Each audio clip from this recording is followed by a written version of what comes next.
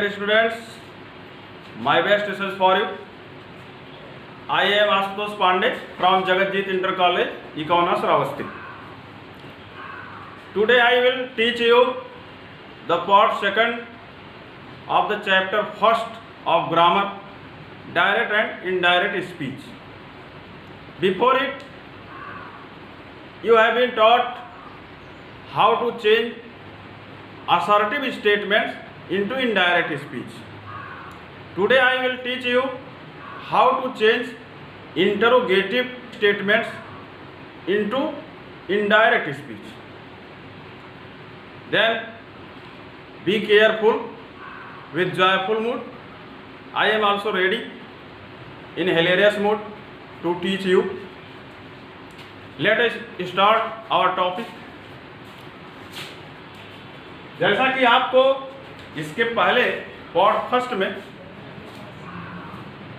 Assertive statement को किस तरह से हम इनडायरेक्ट स्पीच के रूप में चेंज करेंगे इसको बताया गया। अब आज पार्ट सेकंड में आपको इंटरोगेटिव स्टेटमेंट किस तरह हम इनडायरेक्ट स्पीच में चेंज करेंगे इसके रूल को बताया जाए, यानी how to change interrogative statements into indirect speech. It is today's topic.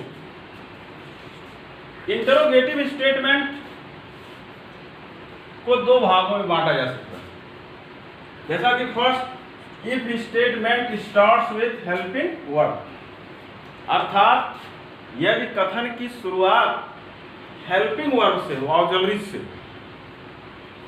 जैसा कि for example, Radha said to Shyam, do you like me. This statement starts with helping verb. इस कथन की शुरुआत हेल्पिंग वर्ब से हुई है। अब इसके कुछ रूल हैं किस तरह से हम इस स्टेटमेंट को इनडायरेक्ट स्पीच में चेंज करेंगे। इसके कुछ रूल, क्योंकि यह इंटरोगेटिव स्टेटमेंट, यह असर्टिव से भिन्न है। इंटरोगेटिव स्टेटमेंट को जब हम चेंज करेंगे इनडायरेक्ट स्पीच में, तो रिपोर्टिंग वर्ब किस रूप में चेंज होगा, सबसे पहले उसका हम ध्यान रखेंगे। जैसा कि रूल्स के रूप में यहाँ पॉइंट पहला है रिपोर्टिंग वर्ब, अर्थात रिपोर्टिंग वर्ब चेंज हो। जैसे रिपोर्टिंग वर्ब सेड हो, अर्थात सेड टू हो, यह किस रूप में चेंज होगा, इसको आस्क्ड अथवा इंक्वायर्ड ऑफ के रूप में चेंज करेंगे। अर्थात रिपोर्टिंग वर्ब सेड अथवा सेड टू को आस्क्ड अथवा इंक्वायर्ड ऑफ के रूप में चेंज करेंगे। जब वाक्य से ऐसा प्रतीत हो कि कोई इंक्वायरी की जा रही है, कोई जांच पड़ताल की जा रही है किसी घटना के बारे में, किसी कार्य के बारे में, तो इंक्वायर्ड ऑफ। अन्यथा साधारण क्वेश्चन के रूप में हो तो ask.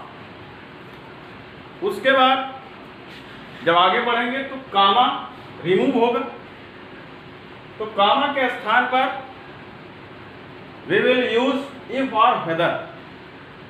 Comma will be removed and we will use if और वेदर। कामा रिमूव होगा और उसके स्थान पर इफ अथवा वेदर का प्रयोग किया जाएगा। उसके बाद जब आगे बढ़ेंगे तो स्टेटमेंट होगा, कथन होगा, तो statement will be change into assertive, अर्थात वह इंटरोगेटिव का स्टेटमेंट असर्टिव के रूप में चेंज कर दिया जाएगा, उसे साधारण वाक्य के रूप में बदल दिया जाएगा। ये रूल्स हैं जिसको फॉलो करना होगा। अब जैसा कि एग्जाम्पल के लिए यह सेंटेंस दिया गया है, इसको आप जब इनडायरेक्ट स्पीच के रूप में चेंज करेंगे तो कैसे करेंगे, आप ध्यान से देखें। जैसे वाक्य लिखा है, Radha said to Shyam, do you like me. तो according to rule, said to change into ask, said to को आस्क के रूप में चेंज करेंगे। जैसे राधा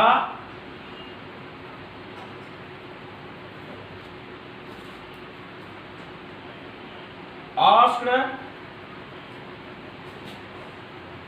श्याम।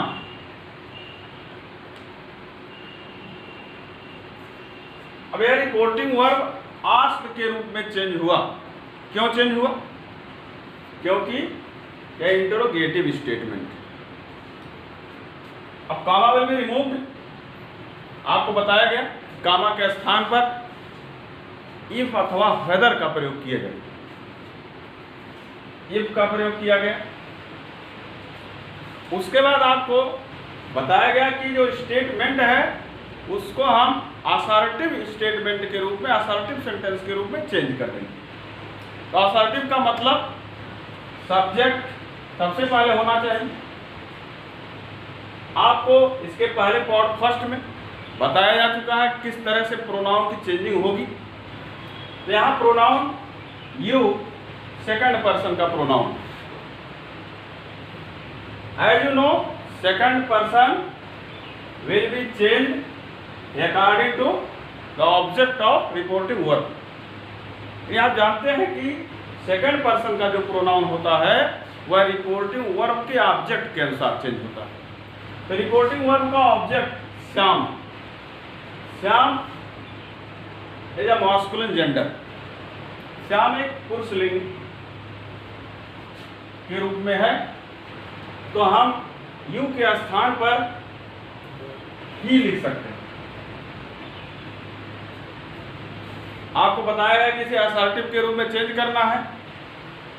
अब टेंस की बारी आए, टेंस चेंज होगा।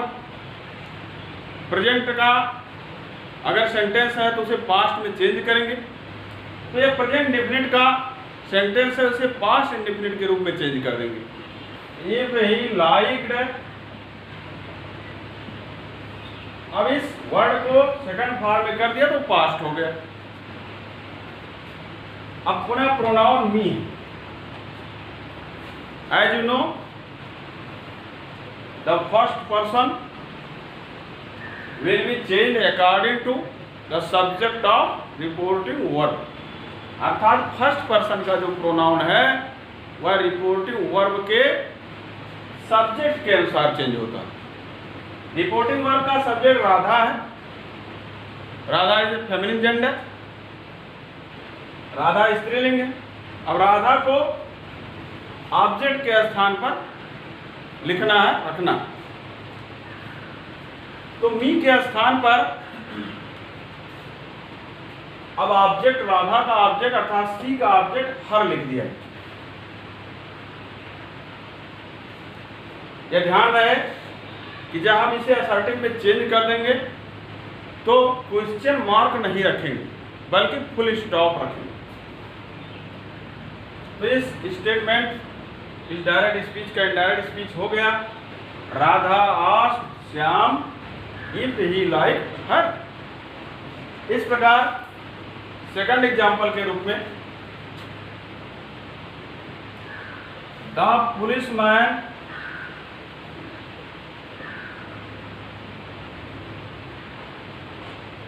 said to the thief,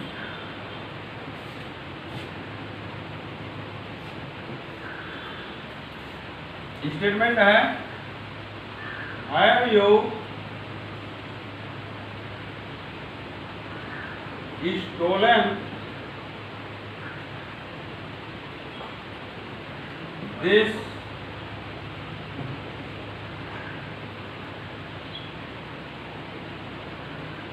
watch?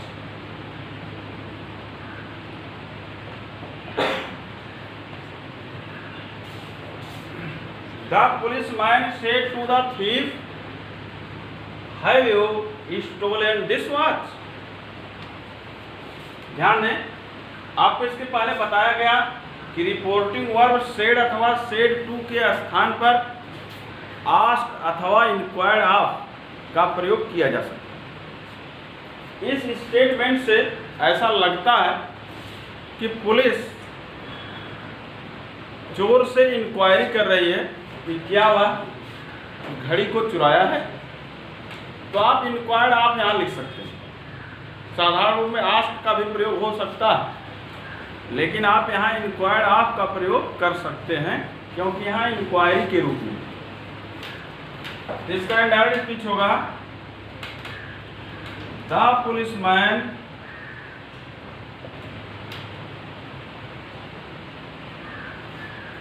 अब सेड टू के स्थान पर इंक्वायर्ड आप लिख सकते हैं, इंक्वायर्ड ऑफ द थीफ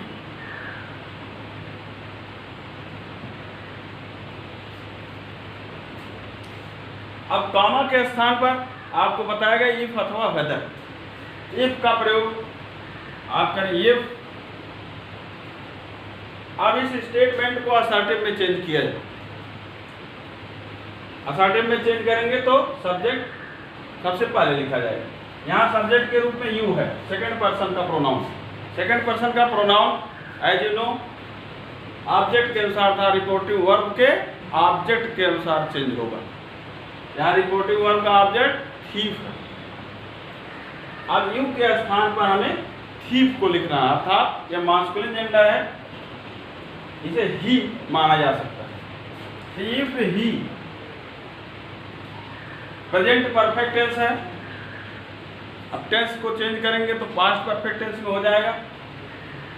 अब अकॉर्डिंग टू रूल हैव को सब्जेक्ट के बाद लिखेंगे, तो टेंस चेंज होगा तो हैड हो जाएगा। इफ ही हैड स्टोलन,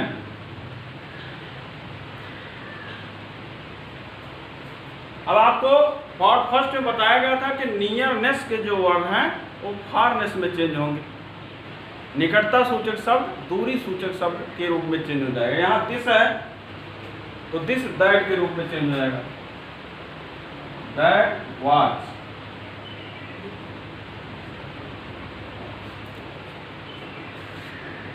इसका इनडायरेक्ट स्पीच हुआ the policeman inquired of the thief if he had stolen that watch. इस तरह से आप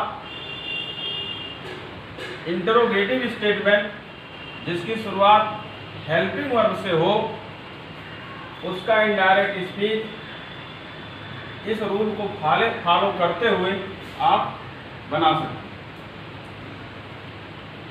अनदर एग्जाम्पल आप देखें, जैसा कि आपको बताया गया कि कॉमा के स्थान पर इफ अथवा वेदर का प्रयोग कर सकते हैं, तो यहाँ पर यह प्रश्न उठना लाजमी है कि वेदर कहाँ प्रयोग करेंगे और इफ का प्रयोग कहाँ करेंगे। तो वेदर का प्रयोग उस जगह पर करेंगे जब कथन में कर्ता के समक्ष कार्य करने के दो ऑप्शन, इस तरह से अगर क्वेश्चन उसमें पुटअप किया गया है जिसमें दो ऑप्शन हो, दो चॉइस हो, तो उसमें वेदर का प्रयोग किया जा सकता है इफ के स्थान। जैसे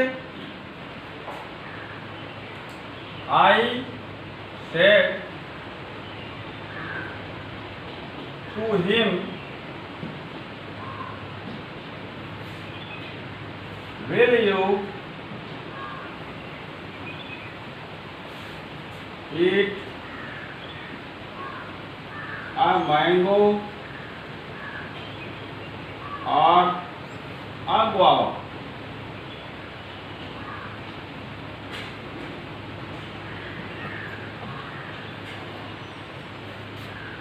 I said to him, will you eat a mango or a guava?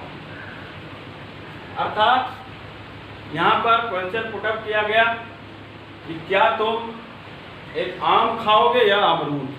There are two options before you, अर्थात यू के समक्ष दो ऑप्शन है कि उसे मैंगो खाना है या गुआवा खाना। इस स्थिति में अगर क्वेश्चन पुटअप किया गया होगा तो कामा के स्थान पर वेदर का प्रयोग करें तो वह उचित माना जाएगा। तो इसका आंसर हुआ आई आस्क्ड हिम कामा के स्थान पर आपको बताया गया इफ अथवा वेदर। स्टेटमेंट में दो ऑप्शन, आम खाओगे या आम। इस स्थिति में अगर दो ऑप्शन के रूप में कोई चीज का वर्णन हो अथवा कर्ता के समझ दो ऑप्शन दिए गए हों तो उस स्थिति में वेदर का प्रयोग करें तो उचित माना जाएगा। तो वेदर कामा के स्थान पर वेदर। अब statement will be change into assertive.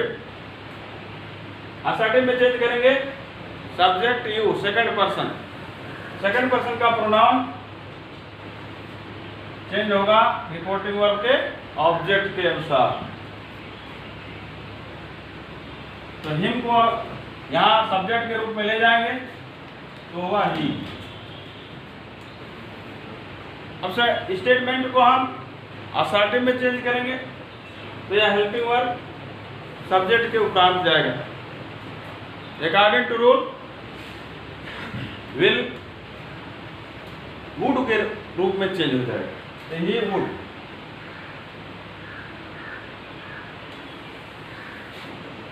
Eat a mango और a guava।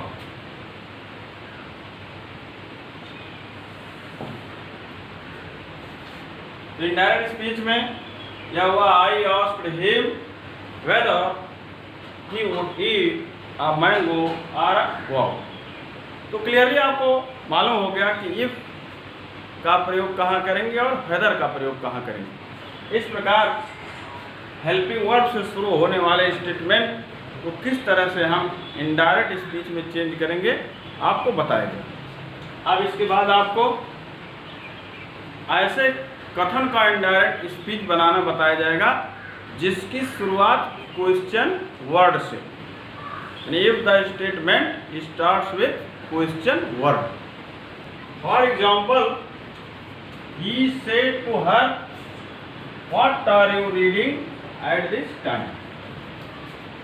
इस स्टेटमेंट की शुरुआत क्वेश्चन वर्ड से what। अब हम ऐसे स्टेटमेंट का इनडायरेक्ट स्पीच कैसे बनाएंगे, इसके रूल क्या है आप ध्यान से देखें। पुनः आपको बताया जा रहा है कि रिपोर्टिंग वर्ब सेड अथवा सेड टू आस्क के रूप में चेंज होगा। लेकिन इस स्थिति में जब क्वेश्चन वर्ड से कथन की शुरुआत हो तो कामा के स्थान पर no connecting word will be used, अर्थात किसी भी कनेक्टिंग वर्ड का यूज नहीं किया जाएगा, यह ध्यान रखें। उसके बाद इस क्वेश्चन वर्ड को ही कामा के स्थान पर लिख लेंगे और स्टेटमेंट के रिमेन पार्ट को असर्टिव में चेंज कर देंगे। तो आपको बताया गया कि रिपोर्टिंग वर्ड सेड अथवा सेड टू को आस्क के रूप में चेंज करें। जैसे ही आस्क्ड हर। आपको बताया गया कामा के स्थान पर no connecting word will be used because the statement starts with question word. अब इस कामा के स्थान पर इस क्वेश्चन वर्ड को ही लिखें व्हाट। अब जो रिमेन पार्ट है, शेष है कथन का शेष भाग, उसे हम असर्टिव में चेंज कर देंगे। यहाँ पर सेकंड पर्सन का प्रोनाउन है सब्जेक्ट के रूप में, उसकी चेंजिंग ऑब्जेक्ट के अनुसार रिपोर्टिंग वर्ब के होगा। इस प्रकार यू की चेंजिंग हर के अनुसार। इसे कर्ता के रूप में जब हम लिखेंगे तो सी हो जाएगा। या स्टेटमेंट प्रेजेंट कॉन्टिन्यूअस टेंस में है, अब इसे पास्ट कॉन्टिन्यूअस के रूप में चेंज कर देंगे। तो आर के स्थान पर वाज अथवा वर का प्रयोग होगा। यहाँ पर सब्जेक्ट सी है इसलिए वाज का प्रयोग। She was reading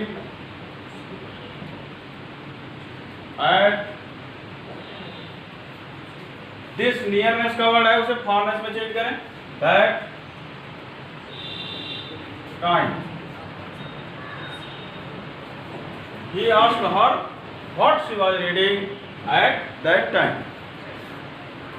Next example है, she said to me, why will you beat him today? पुनः उसी रूल को फॉलो किया जाएगा। तो she asked me, कामा के स्थान पर क्वेश्चन वर्ड why। अब शेष part will be change into assertive. यहाँ भी सेकंड पर्सन का प्रोनाउन है ऑब्जेक्ट के अनुसार, यहाँ ऑब्जेक्ट मी है, इसे जब सब्जेक्ट के रूप में यहाँ लिखेंगे तो आई हो जाएगा। अब इस हेल्पिंग वर्ब को according to indirect rule second form में हो जाएगा, वुड अथवा शुड। आई के साथ शैल का प्रयोग होता है, इसलिए शुड भी लिख सकते हैं। आई वुड बी, यहां पर थर्ड पर्सन का प्रोनाउन है, नो चेंज टू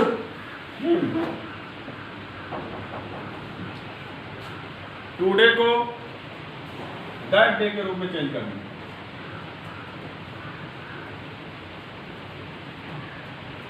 तो हो गया she asked me why I would और should beat him that day.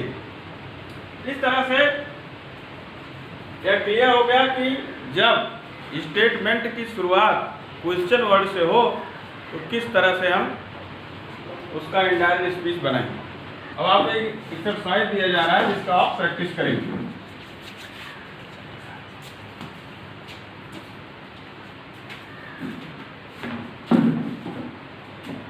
आप इनडायरेक्ट के रूप में चेंज करेंगे। फर्स्ट है she said to me, have you finished your work.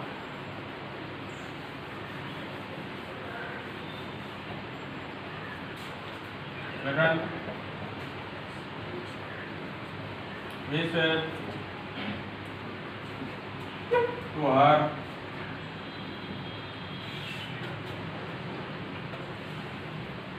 why are you abusing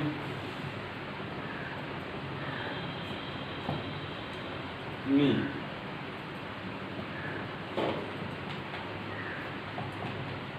Or I said to me, I said to him,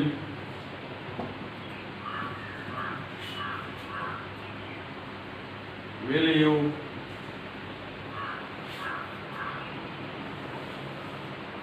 go there? Fourth,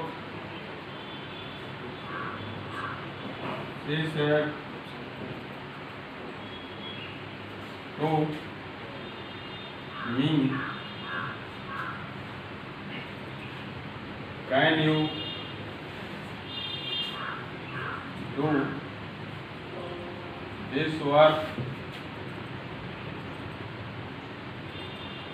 today?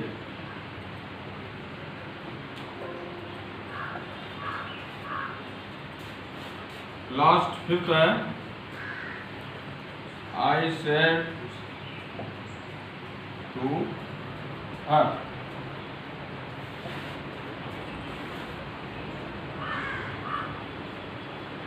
Why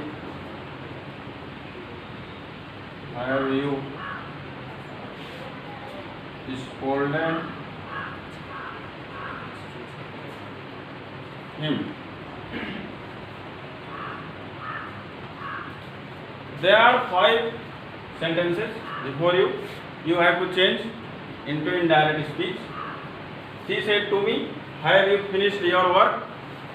Second, he said to her, why are you abusing me? Third, I said to him, will you go there? Fourth, she said to me, can you do this work today? Last, I said to her, why have you scolded him? इस तरह से आप इसे practice कर लेंगे तो आपका concept clear हो जाएगा। Thank you so much.